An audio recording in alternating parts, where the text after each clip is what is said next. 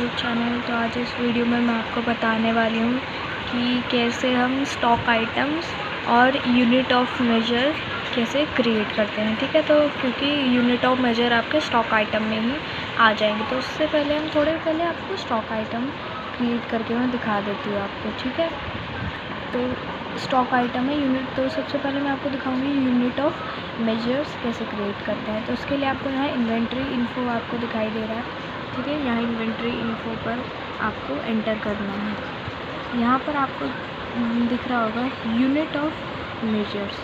ठीक है, जैसा दिखाई दे रहा है आपको यूनिट ऑफ मेजर, यहाँ पर आपको एंटर करना है।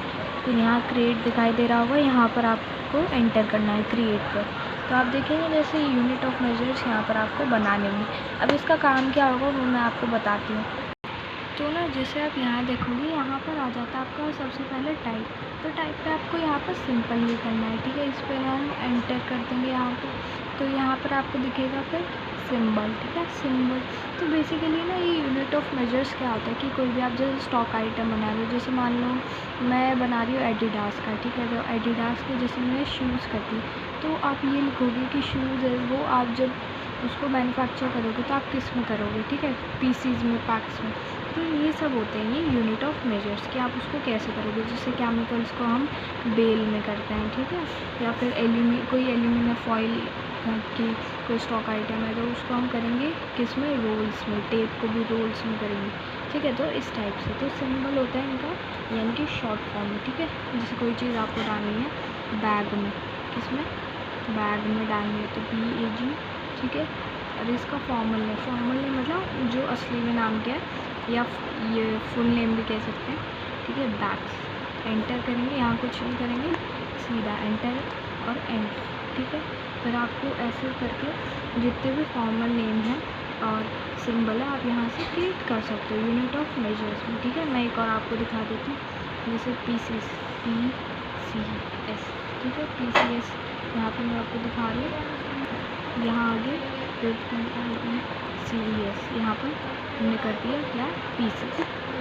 ठीक है, फिर यहाँ पे एक चीज़ और करते हैं अदर यानी कि जितने भी हम यूनिट ऑफ मेजर है उनमें से किसी पर भी आपको मैन्युफैक्चर नहीं करना तो आप यहाँ अदर्स कर सकते हैं।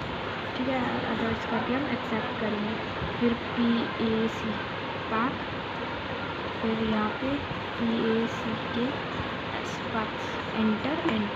ठीक है, तो ऐसे करके आप यहाँ पर बहुत सारे क्रिएट कर सकते हैं। तो फिर अब हम यहाँ से क्या आ जाएंगे, हम यहाँ ESC करके यहाँ हम बैक आ जाएंगे। ठीक है, तो ये वापस हम आ गए। तो अगर आपको देखना हो यहाँ पे तो यहाँ डिस्प्ले का ऑप्शन भी है। ठीक है, यहाँ आपने बनाए होंगे जो, यहाँ पे आप देख सकते हैं। ठीक है, ये इस टाइप से यहाँ पे आप देख सकते हैं। तो ESC दबा के बैक आ जाएंगे हम। ठीक है, तो इन्वेंट्री इन्फो फिर हम एंटर करेंगे। ठीक है, एंटर करने के बाद यहाँ पर हम स्टॉक आइटम्स है।